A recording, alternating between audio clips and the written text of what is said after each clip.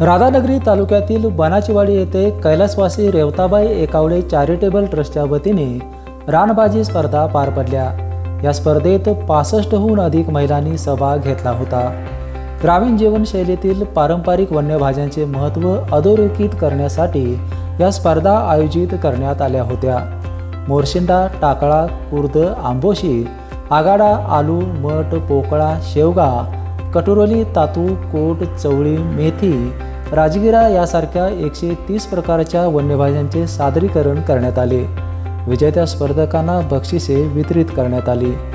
यावेळी लोकनियुक्त सरपंच प्राजक्ता पताडे, उपसरपंच सुनीता पताडे, जयवंत पताडे, प्रल्हाद एकावडे, प्रणित एकावडे, लता एकावडे, प्रसाद Ekawade, Vrushali Ekawade, M A Patil, Swapnil Chougale आदी मान्यवर आणि महिला उपस्थित होत्या।